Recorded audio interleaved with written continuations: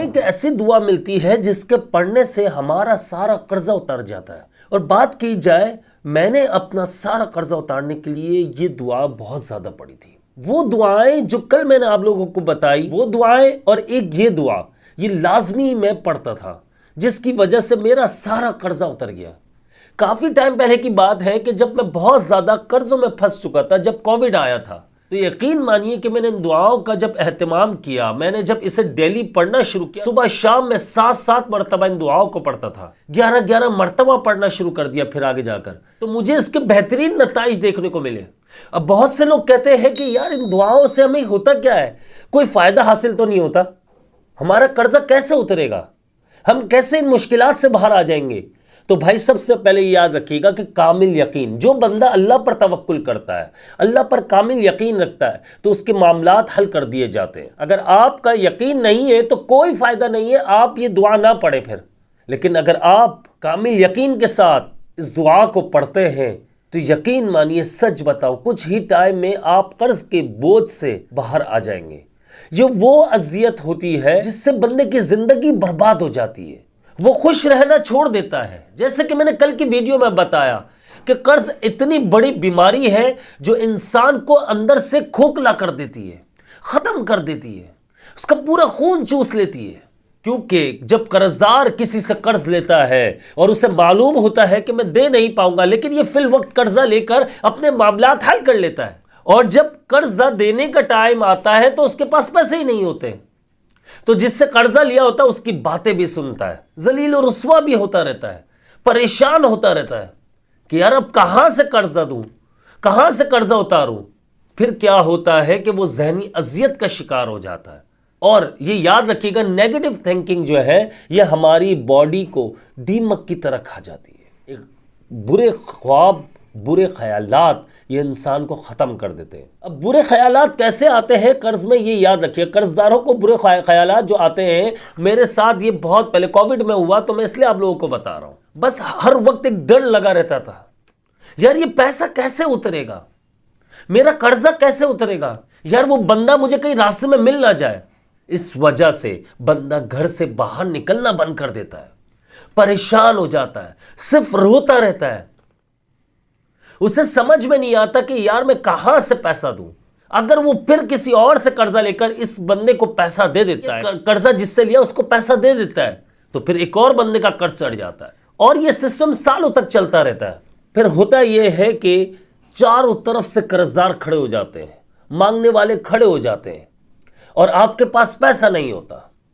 اور بہت سے لوگ آپ دیکھ لیجئے، دنیا میں ہے یہ، صرف میں ایشیا کی بات نہیں کروں گا، پاکستان، انڈیا وغیرہ، ان کنٹریز کی بات ہی نہیں کر رہا، دنیا بھر میں ہے یہ. جب قرضہ اتارا نہیں جاتا تو لوگ غلط کاموں کی طرف چلے جاتے، کیونکہ دیکھیں مینٹلی ہیلتھ بندے کی خراب ہو جاتی ہے. وہ کیوں غلط کام کی طرف چلے جاتے ہیں؟ غلط کام میں یہ نہیں کہہ رہا ہوں چوری ڈکیتی وغیرہ، نہیں، میں اس کی بات نہیں کر رہا ہوں. وہ سوسائڈ کرنے کی کوشش کرتا ہے، خودکشی کی طرف جاتا ہے. اس کی وجہ اسے کوئی راستہ نہیں مل رہا ہوتا.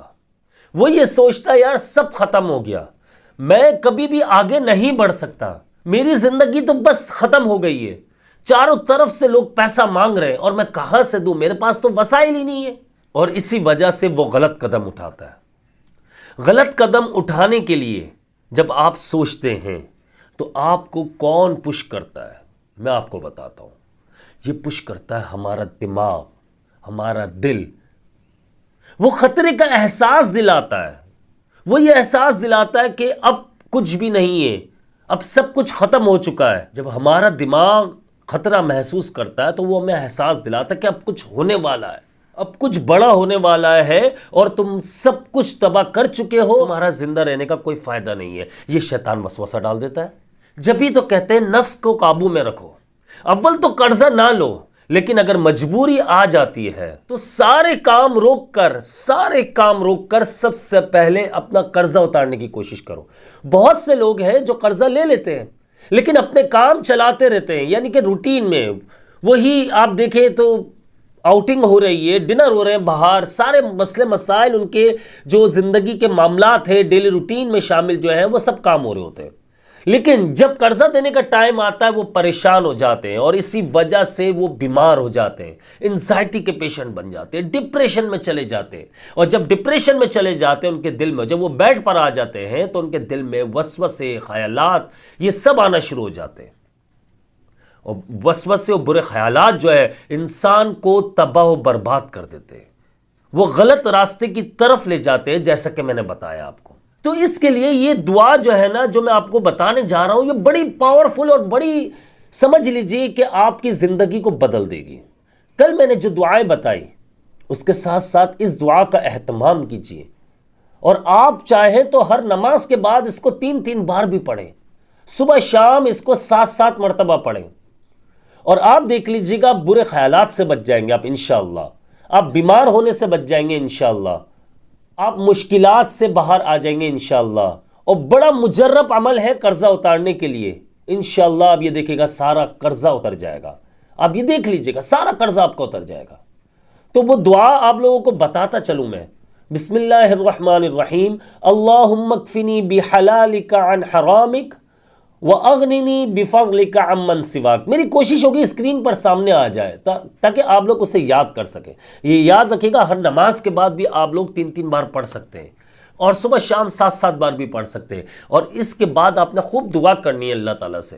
پھر سے ریپیٹ کرتا چلوں، اللہم اکفنی بحلالک عن حرامک وَأَغْنِنِي بِفَضْلِكَ عَمَّنْ سِوَاكَ۔ یہ دعا یاد کر لیجئے، بہت چھوٹی سی دعا ہے اور بڑی پاورفل، یقین کیجئے اس دعا کے چھوٹے ہونے پر مت دیکھیے گا، آپ اس کے فائدے دیکھیے گا، کچھ ہی ٹائم میں زندگی بدل جائے گی۔ اور ماشاءاللہ سے میں نے یہ خود دعا جب پڑھی، اور آپ پچھلی ویڈیوز اٹھا کے دیکھیں اس میں یہ دعا بتا چکا ہوں، لیکن روزانہ میرے نئے ساتھ جڑنے والے لوگ شامل ہوتے جا رہے ہیں، ماشاءاللہ سے ہزاروں کی تعداد میں لوگ شامل ہو رہے ہیں ہمارے ساتھ، تو ظاہر ہے ان کو بھی یہ بات بتانی ہے، یہ صدقہ جاریہ ہے، تو اس دعا کے بڑے فائدے حاصل ہوتے ہیں۔ میرا سارا قرضہ ماشاءاللہ سے تقریباً سمجھ لیجئے بڑی ایک اماؤنٹ تھی، وہ 6 مہینے میں سارا قرضہ اتار چکا تھا میں، اس لیے اس دعا کا اہتمام لازمی کیجئے گا۔ اور اسی کے ساتھ مجھے اجازت دیجئے، اگر آپ نے میرے چینل کو ابھی تک سبسکرائب نہیں کیا لازمی سبسکرائب کر لیجئے، بیل آئیکن کو پریس کر لیجئے گا، مجھے اپنی خاص دعاؤں میں یاد رکھیے گا۔ میں ہوں آپ سب کا بھائی عبداللہ بن حمید۔ السلام علیکم ورحمۃ اللہ وبرکاتہ۔